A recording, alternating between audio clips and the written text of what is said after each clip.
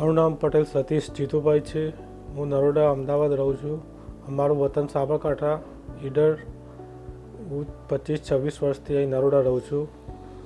એમાં બનાવ એવું છે, 2023માં રથયાત્રાના દિવસે મારી મધર નામે સ્મિતાબેન જીતુભાઈ પટેલ, જે એમનો વિશ્વ હિન્દુ પરિષદમાં હતા અહીં નરોડા ખાતે, અને એમને વિશ્વ હિન્દુ પરિષદનો એક કાર્યક્રમ હતો અમારે અહીં બાજુમાં જ. તો એ કાર્યક્રમ અર્થે ઘરેથી રોડ ક્રોસ કરીને બસમાં જતા હતા. એ વખતે અચાનક રોડ ક્રોસ કરતા એક્ટિવા ચાલકથી એમનું એક્સિડન્ટ થઈ જતા એમને માથામાં ગંભીર સમસ્યા થઈ હતી, જેથી તાત્કાલિક ધોરણે હું તો ઘરે નહોતો એ વખતે, હું નોકરીએ ગયેલો હતો, પણ મારા ઘરેથી જે શિલ્પાબેન છે એ પોતે ત્યાં ગયા અને તરત 108 બોલાવી અને સિવિલમાં લઈ ગયા હતા. પછી સિવિલમાંથી મારા ઘરેથી મારા પર ફોન આવ્યો તો હું નોકરીથી સીધો સિવિલમાં ગયો. પછી મારા ગયા પછી સિવિલમાં મારી મધરના બધા રિપોર્ટ કરાવ્યા. રિપોર્ટમાં એવું આવ્યું કે તમારી મધરને કે બ્રેન ડેડ છે અને માથાના ભાગે 3 બ્રેન ડેડ થયા છે, તો તમારે શું નિર્ણય કરવો છે? તો અમે પછી વાત કરી કે અમારે બીજી પ્રાઇવેટ કોઈ હોસ્પિટલમાં લઈ જઈને એમની સર્જરી કે કંઈક સર્જરી કરાવી છે એમ. તો અમે ત્યાં સિવિલમાંથી પછી સીધા નરોડા સેલ્બી હોસ્પિટલ ખાતે લઈ ગયા. સેલ્બી હોસ્પિટલ ખાતે ગયા, ત્યાંના ડૉક્ટરોનું પણ એવું કહેવું હતું કે સિવિલમાં જે રિપોર્ટ છે એ અહીંયા પણ રિપોર્ટ કાઢીશું.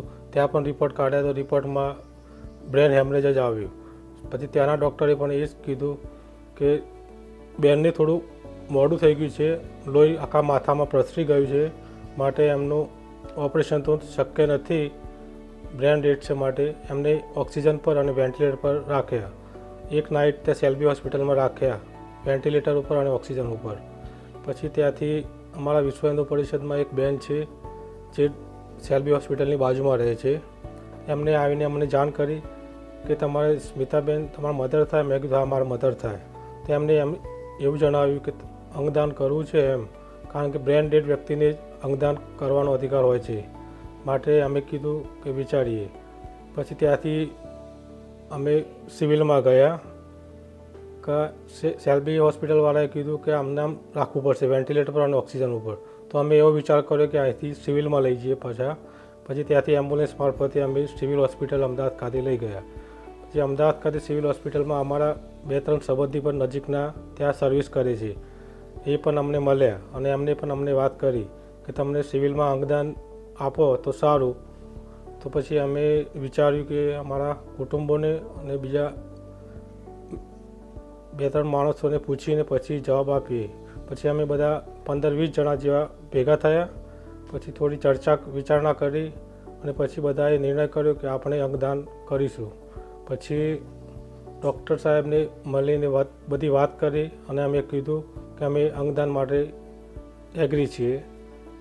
એ ડૉક્ટર સાહેબે અમને એ રીતે વાત કરેલી કે તમારે મધરમાં કિડની, લીવર, હૃદય, ફેફસા જે સારું હશે એ વસ્તુનું આપણે અંગદાન કરીશું. તો અમે બધાએ યસ કીધું. એના માટે ડૉક્ટર સાહેબે અમને વાત પણ કરી કે 12થી 24 કલાક તમારા મધરને અહીં બધી ક્રિયા થશે પછી તમને મળશે, એ રીતે વાત કરેલી. તો અમે બધાએ કીધું હા વાંધો નથી, 12 કલાક કે 14 કલાક થાય તમને કંઈ વાંધો નથી, પણ અમારે અંગદાન કરાવવું છે. પછી મારી મધરને ત્યાં સિવિલ ખાતે જ અંગદાનનો આખો અલગ કક્ષ બનાવેલો છે. ત્યાં અમને બધો અમર કક્ષ પણ બતાવ્યો. અમર કક્ષમાં બતાવીને અમને બધું કીધું કે આ રીતે તમારો મધરનો પણ અહીં ફોટો લાગશે અને તમે અંગદાન કરશો તો તમારા સમાજમાં જાગૃતિ આવશે. મારા મધરનો પછી ડૉક્ટરોએ કીધું કે તમારે 2 કિડની અને 1 લીવર સારું છે, તો એનું અંગદાન આપણે કરીશું. તો અમે બધાએ કીધું હા વાંધો નહીં. પછી તાત્કાલિક એમને ત્યાં ઓપરેશન થિયેટરમાં લઈ ગયા અને 2 કિડની અને 1 લીવરનું ટ્રાન્સપ્લાન્ટ માટે પ્રોસેસ ચાલુ કરી દીધી. પછી અમને બીજા દિવસે પછી અમને મારા મધરની ડેડ બોડી અમને આપી દીધી. અને આ રીતે અમે મારી મધરનું ટોટલી અંગદાન ત્યાં સિવિલ ખાતે કરાવ્યું અને અમને આ અનુભવ સારો રહ્યો.